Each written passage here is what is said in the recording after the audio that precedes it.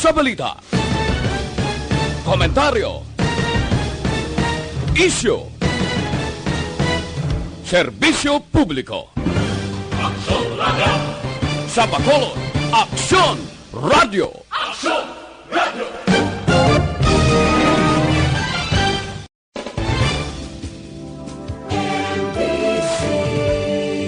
Manila Broadcasting Company. Sa balita, komentaryo, isyu, serbisyo publiko. Aksyon Radio! Sa Bacolod, Aksyon Radio! Aksyon Radio!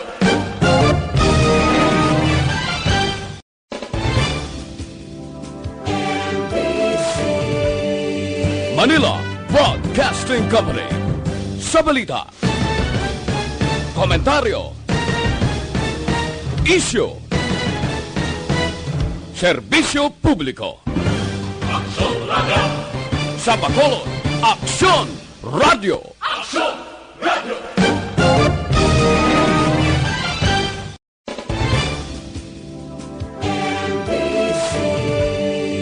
Manila Broadcasting Company.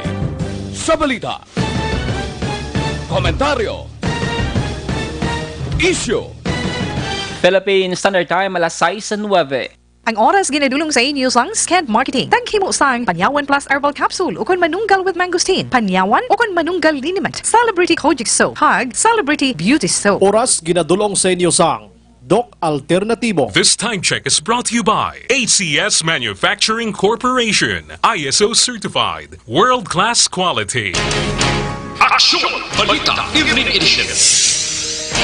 Magadulong sa inyo sang mga nagapanguna nga balita lokal, national, international, sports, kag entertainment. Aksyon! Balita Evening Edition.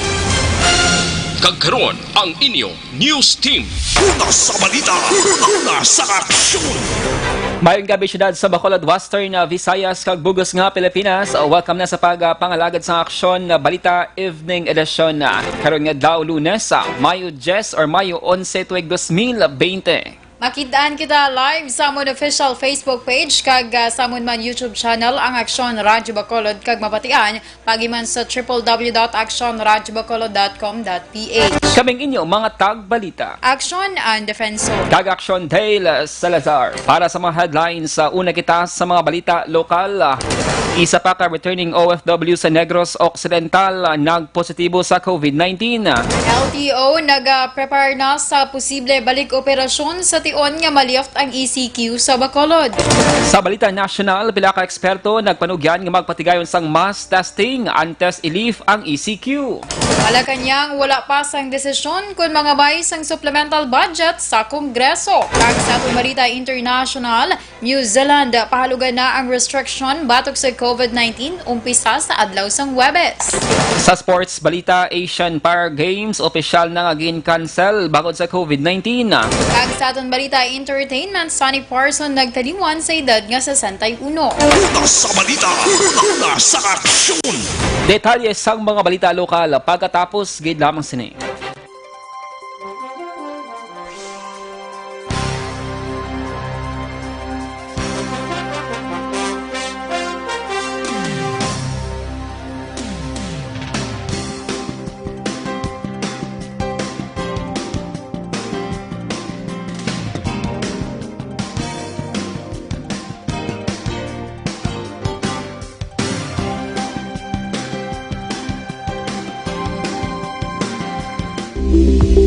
Ito ka mga importante nga mapamagi agud mapungga ng paglaptas ang Coronavirus Disease 2019 o kung COVID-19 sunod sa World Health Organization o kung WHO. Una, ugalion na masami nga pagpanghugas ang kamot agud mapasigurong katinlo sa kaugalingon. Ikadua, likawan man ang masami nga pag-uyat sa ilong kamot kag baba. Ikatatlo, tapunan sang tisyo kung kamot ang baba kung ginaubo. Ikaapat, likawan ang pagpadulong sa mga lugar nga masami ginatipunan sang publiko. Ikalima, magtiner sa puluyan kung hindi mayong kondisyon sang lawas, ilabi na kung nagabatyag sang hilanat kag ubo. Ikaanom, kung nag-eksperyensya sang hilanat ubo o kung kabudlayan sa pagginawa. Kilayon nga magpakonsulta o kung magpangayo sang panugyan gikan sa isa ka doktor. Ikapito, tingwaan nga mangin updated sa balita kag mga impormasyon angot sa COVID-19.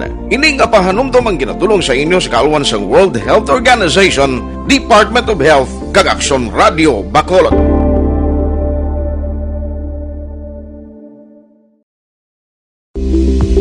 Pito ka mga importante nga mapamagi agud mapungga ng paglaptas ang Coronavirus Disease 2019 o kung COVID-19 sunod sa World Health Organization o kung WHO. Una, ugaliyo na masami nga pagpanghugas ang kamot agud mapasigurong katinlo sa kaugalingon. Ikaduha, likawan man ang masami nga pag-uyat sa ilong kamot kag baba. Ikatatlo, tapunan sang tisyo kung kamot ang baba kung ginaubo. Ikaapat, likawan ang pagpadulong sa mga lugar nga masami ginatipunan sang publiko. Ikalima, magtiner sa puluyan kung hindi mayong kondisyon sang lawas ilabi na kung nagabatyag sang hilanat kag ubo. Ikaanom, kung naga-eksperyensya sang hilanat ubo o kung kabudlayan sa pagginawa. Gilayon nga magpakonsulta o kung magpangayo sang panugyan gikan sa isa ka doktor. Ikapito, tingwaan nga mangin updated sa balita kag mga impormasyon angot sa COVID-19. Ining apahanumdom ang ginatulong sa inyo sa kaalwan sang World Health Organization, Department of Health kag Aksyon Radio Bacolod.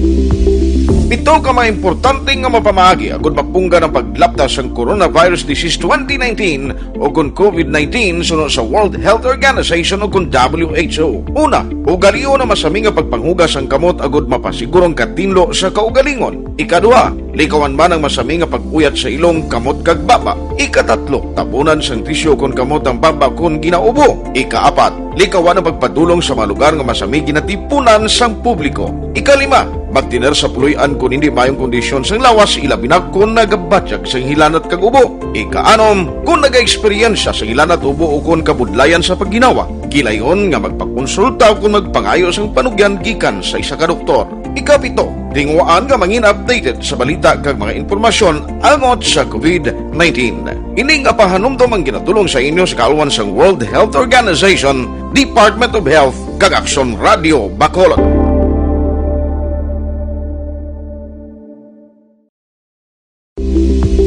Pito ka mga importante nga mapamagi agud mapungga ng paglaptas ang Coronavirus Disease 2019 o kung COVID-19 sunod sa World Health Organization o kung WHO. Una, ugaliyo na masami nga pagpanghugas ang kamot agud mapasigurong katinlo sa kaugalingon. Ikaduha, likawan man ang masami nga pag-uyat sa ilong kamot kag baba. Ikatatlo, tapunan sang tisyo kung kamot ang baba kung ginaubo. Ikaapat, likawan ang pagpadulong sa mga lugar nga masami ginatipunan sang Lasay sa 15 Aksyon Radio Philippine Standard Time, kagaron sa detalye na sang mga balita lokal.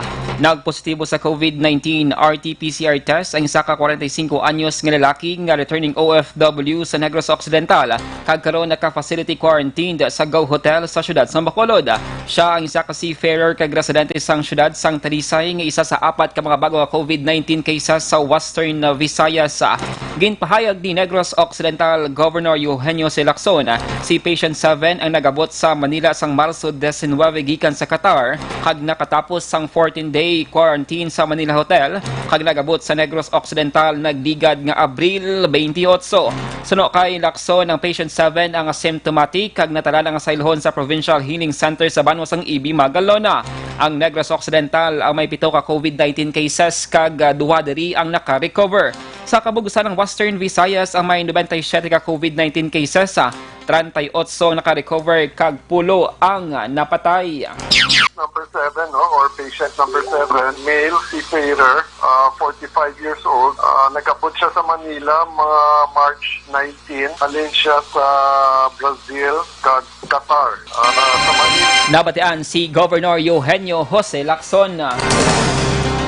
Sa ibang nga balita lokal, nagumpisa na ang preparasyon sa Land Transportation Office kon LTO Bacolod anggot sa ginalauman nga pag-downgrade sang syudad gikan sa Enhanced Community Quarantine pagkato sa General Community Quarantine pagkatapos sa Mayo 15. Sunod kay LTO Bacolod District Office Head Reuben Tampos, iningalihok ang kabahin sang direktiba nga ginpapanaog ni LTO Region 6 Director Eric Leonard Tabaldo. Dugang pa ni Tampos, sa tion nga madayon ang pag-downgrade sa Bacolod sa GCQ, gilayon man nga magabalik ang operasyon sang itatatapan sa paraabuton nga Mayo 18.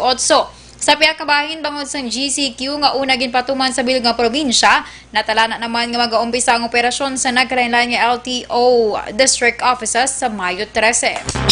Sa status ng Bacolod, LTO Bacolod, no, kay hanggat nasubong sa ECQ, posible ma-open kami after sang May 15, siguro mga May 18. No, kay may mga initial na guidelines ang LTO regional office nga once mag-open ang LTO Bacolod, ang priority namon is to renew ang mga plaka nga ending. Ang kabahin sa pagpahayag ni LTO Bacolod District Office Head Ruben Campos. Gingklaro ni Ruben Campos, tagpamuno sang LTO District Office sa syudad sa Bacolod nga mangin limitado lamang ila pagbaton sa mga kliyente in kaso nga madayon gidman ang pagbukas ng ila opisina sa Mayo 18. Suno kay Campos, nagapanguna nga rason diri among hugot ng pagbatuman sa nagakaigo nga protocol ilabi na sa social distancing para malikawan ang anuman nga problema dulot sang ginakabalakan nga COVID-19. Suno kay Campos, sa prioridad sa iyang talatapan sa bahin sang registration na mo ang pag-renew sa mga plaka nga nagatapos sa numero 3 kag 4. Liwat man sini nga gingklaro nga wala sang penalidad nga balayran na matag-iya sang salakyan nga magaproseso sang ilang mga dokumento apang hindi naman sila mag-akomodar sang mga individual nga nagaplano nga magpatigayon sang advance registration. Ginpanugyan ni Department of Social Welfare and Development o DSWD Region 6 Director Maria Evelyn Macapobre sa mga local government units nga wala pa makatapos ang Social Amelioration Program payout distribution nga magpadala sang sulat direkta kay Interior Secretary Eduardo Año agud nga iapilar ang pagpalawig sang tagtaganay. Ini ang ginpahayag ni Macapobre sa pagtapos sang pinal nga deadline sang distribution kahapon Mayo 10. Suno kay Macapobre, dapat nga idirekta kay Año ang sulat agud gilayon nga maaktuhan kag hatagan lamang sang kopya ang DSWD Regional Office kag si Secretary Rolando Bautista. Sa record sang DSWD as of 12 noon sang subong Mayo 11, 65 pa lamang ka mga LGU sa Western Visayas ang nakatapos ang payout. Ini ang 83.25% sang 133 ka mga LGU sa bugos nga rehiyon. Sa iban nga balita lokal, nagalaom sa Negros Occidental Governor Bong Lacson nga may mga construction work nga magabukas sa probinsya sa pagsulod sang Tiempo Muerto kon dead season sa bulan sang Agosto. Nabalaka si Lacson nga mabudayan sa pagpangita sang iban nga trabaho ang mga sugarcane workers sa sining nga mga tinion. Suno sa gobernador ang construction ng isa lamang sa ginasayluhan nga trabaho sa mga sugar workers para lamang makaganara. Gintugutan nga makapadayon ng mga construction projects sa probinsya bisan pa may ginapatuman nga General Community Quarantine o kon GCQ. Mag-aabot sa Breadco Port sa syudad sa Bacolod ang ikaduhang nga batch sa mga returning OFWs buwas nga adlaw. Sunod kay Councilor Israel Salanga ang chair sang Action Team on Returning OFWs. Base sa impormasyon nga ginpalabot sa iya sang DILG Region 6 ang second batch ang ginalakipman sang 13 ka mga Bacolod non OFWs. Liwat nga nagapanawagan si Salanga sa gobyerno nasyonal sa proper coordination kasunod nga wala sa gihapon sang sistema sunod sa iya ang repatriation process. Suno kay Salanga, may database ang syudad sa mga returning OFWs nga nakatapos na sang quarantine apang hinali na lamang mapadala ang National IATF sa lain nga set sang OFWs. Suno kay Salanga, preparado ang quarantine facilities ng syudad para abi-abihon ang mga returning OFWs base man sa mandato ni Presidente Rodrigo Duterte nga hindi pwede pagbalibaran ang mga ini. Ang nagabalik nga OFWs kag stranded Bacolod noon ang ginapaidalom sa 14-day mandatory quarantine kag RT-PCR test. Una sa balita, una sa aksyon. Lasay sa 21 Action Radio Philippines Standard Time, ugali ang pag-inom sang DTX 500, bawal ang DTX 500 ang may tatlo ka mga anti-diabetic properties sa quarantine nga nagapanubos ang glucose vicin nga nagakontrol sang imong blood sugar kag polypeptide nga may kaangay nga epekto sa insulina. Mag DTX 500 capsule sa kada adlaw ang produkto nga DTX 500 ang pwede na ma-order online kag ma-deliver sa inyong nga balay. Magbisita lamang sa www.kalusuganyan.ph or pwede man i-check ang Kalusugan Yan Facebook page.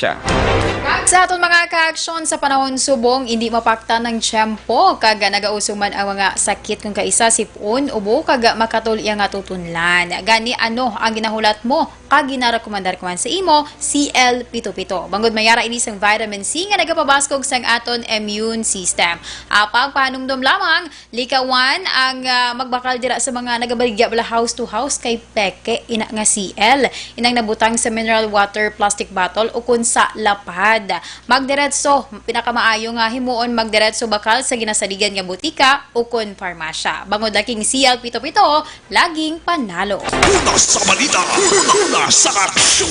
Lasay sa 22 sa Philippine Standard Time. Detalye sa balita nasyonal pagkatapos gid lamang sini.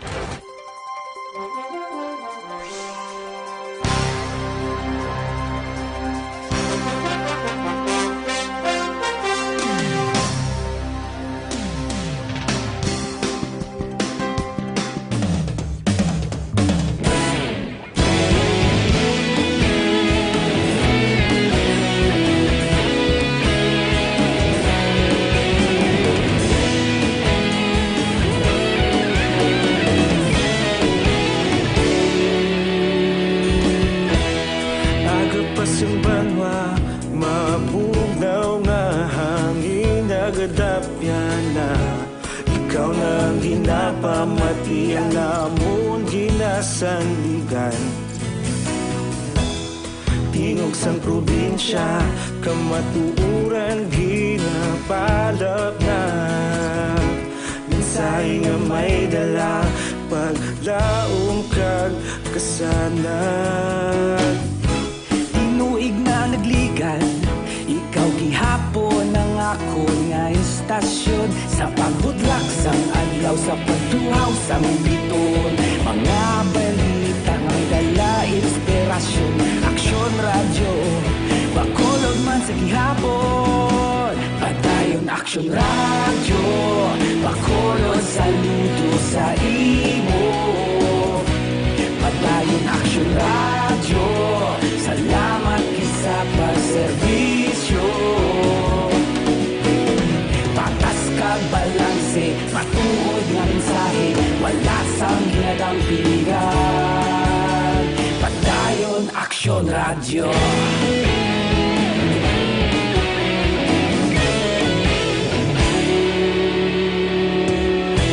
Bakolon nun kag negosanon, inyong pamatian.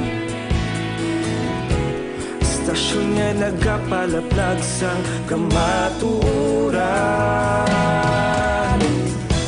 Mabakod nga prinsipyo, reporter handa sa serbisyo. Kahapon, karon kag sa gihapon, kita magapadayon. Tinuig na nagligan, ikaw gihapon ang ako nga istasyon. Sa pagbutlak sang adlaw, sa pagtuhaw sang bituon. Mga balita na may dala inspirasyon. Aksyon radyo, bakolod man sa gihapon. Padayon aksyon radyo, bakolod saludo sa imo. Padayon aksyon radyo, salamat sa pagserbisyo. Patas kag balanse, matuod na mensahe, wala sang ginadang piligan. Padayon aksyon radyo. Una sa balita, una sa aksyon, sa Bacolod Aksyon Radio. Una sa balita, una sa aksyon, sa Bacolod Aksyon Radio. Ikaulog na na'y sabisan anong ang kalintangan. Responsable ang pagbalik. Una sa aksyon.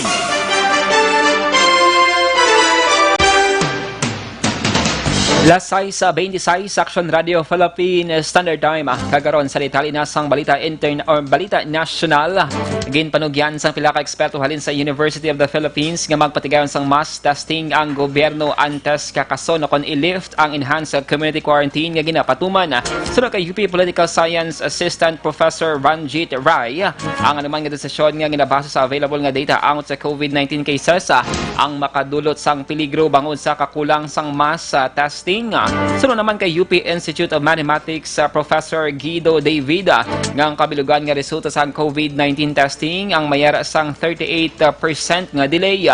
Bangon sini nagpaandam ang duha ka mga eksperto angot sa posible pagsaka sang COVID-19 cases kung ang mga restriction ang pahalugan sa pila ka mga lugar. Partikular na nga ginhemplo sini ang probinsya sang Cebu nga nakarecord sang mas sobra 1,000 nga kaso sang COVID-19. Wala pa sang desisyon ang Malacanang kung bala magabay sa Kongreso sang supplemental budget sa sulod sang 57 ka adlaw nga ginapatuman ang lockdown sa Luzon agon nga mapunggan ang paglatas sang COVID-19. Sunog kay Presidential Spokesman Harry Roque, wala pa sang desisyon apang ginapaabot nga si Budget Secretary Wendell Avisado ang magapagwa kung pila ang kandidat nga kinahanglan nga i-realign sa executive branch kag ano ang pwede nga i-realign para sa kandidat nga kinahanglanon sa supplemental budget. Dugang pa ni Roque, wala pa nakadesisyon ang Economic Development Cluster kag Development Budget Coordination Committee angot diri. Samtang nakapalagyo ang isa ka babae nga COVID-19 patient sa isa ka quarantine facility sa may syudad sang Davao.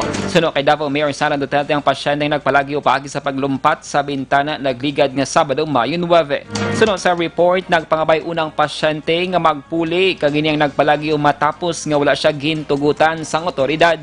Nagpadulong ang kapulisan sa iyang balay sa may barangay 23-C sang Lunes pero wala ini sa lugar.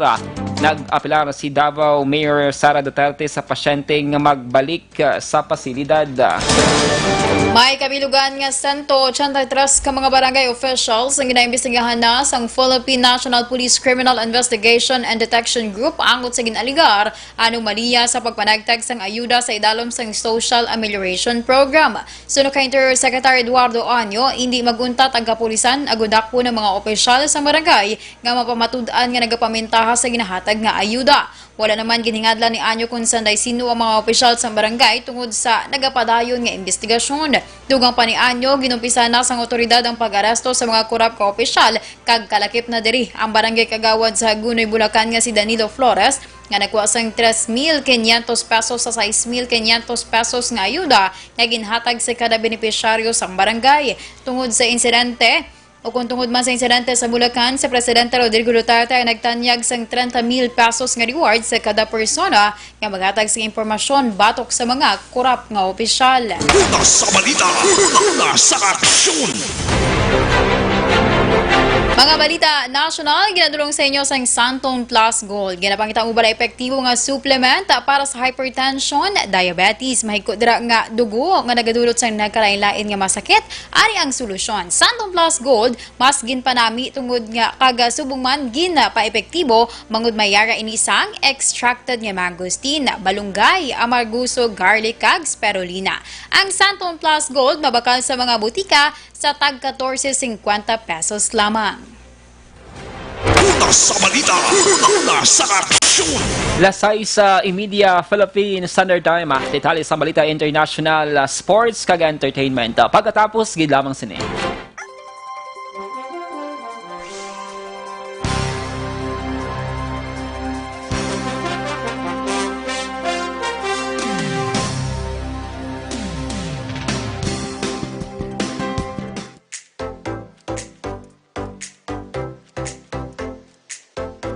Mga ka-aksyon, madapos ang nagpalain-lain ng pamaagi at protektahan ang imong kaugalingon batok sa novel coronavirus 2018 o ng COVID-19.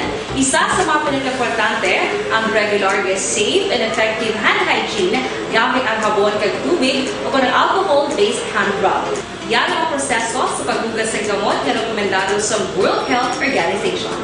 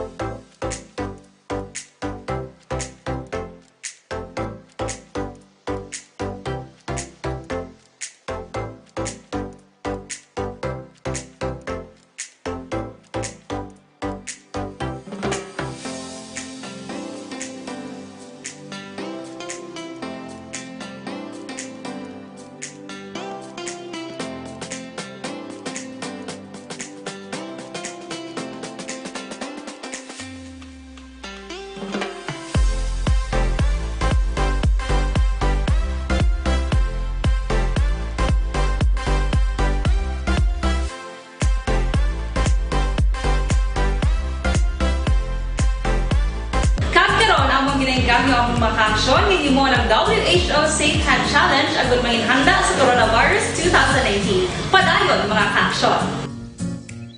Aksyon! Radio!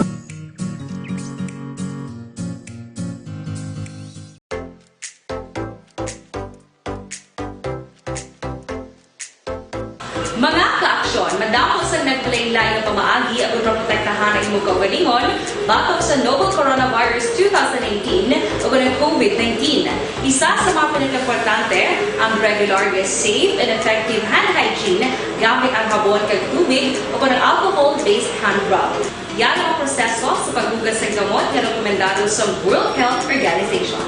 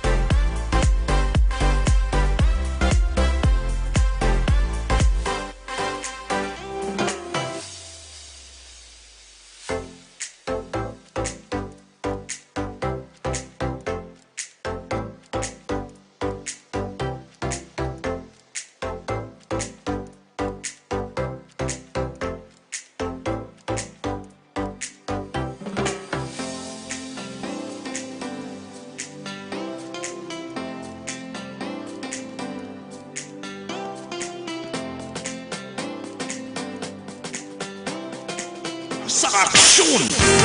Kagsalita na sa aton balita international, pahanugutan na sa New Zealand nga magbukas ang restaurants, cafes, cinemas, malls kag pabiyahe sa sulod lamang sa pungsod umpisa sa adlaw sang Huwebes. Ini ang ginanunsyo ni Prime Minister Jacinda Ardern matapos nga naghalugna ang gobyerno sa pila nila ka mga restrictions nga ginapatuman agud sa pagtapna sang COVID-19. Magabukas naman ang klase sa Mayo 18 kag ang pagtilipon mangin limitado lamang sa 10 ka tawo. Una sa balita! Una sa aksyon! Sa sports, sa balita, opisyal na gin-cancel ang 10th Asian Para Games bangod sa COVID-19 na pandemic. Ang Para Games ang patigayon ng kuntani sa Pilipinas nagligad nga Enero. Ini ang gin-postpone sang Marso kag gin-reschedule sa Oktubre 3 sa Octubre 9 karon nga tuig. Gin-pabalo sang Asian Para Sports Federation ng Southeast Asian National Paralympic Committees nga hindi na madayon ang kompetisyon pagi sa sulat na petsahan Mayo 8. Ginbawi naman sang Philippine Sports Commission o PSC ang bulig pinansyal sa pag-host sang Para Games ang pungsod kag giniang gin-reallocate para sa COVID-19 campaign. Gin-cancel na sang PSC ang tanan nga sporting event sa Pilipinas sa tubtob Desyembre base man sa direktiba sang National IATF. Una sa balita! Una sa aksyon! Kag sa atong balita entertainment, dagdaliwan na sa edad nga 61 si Sunny Parsons, ang anay miyembro sa nga 80s all-male group nga Hagibis. Ginatake sa korason si Parsons samtang nagabike. Madamo naman na nagpalabot sa pagpaig-unong sa social media halin sa mga anay nagkaupod sa industriya ni Parsons. Kalakip sa mga kilala nga kanta sang Hagibis amo ang legs sa babae, lalaki kag katawan. Una sa balita! Una sa aksyon! Lasay sa 36 Aksyon Radio Philippine Standard Time. Inyo nabatian ang kabugusan ng mga balita sa Aksyon Balita Evening Edition. Karon nga daw Lunes, Mayo 11, 2020. Sa liwat kaming inyo mga tag-balita. Aksyon ang Defensor. Kag-Aksyon Day, Salazar. Una sa balita, una sa Aksyon. Sa Bacolod Aksyon Radio. Aksyon! Radio! Life Extension, Vitamin D3 for longer life. Sinong ko?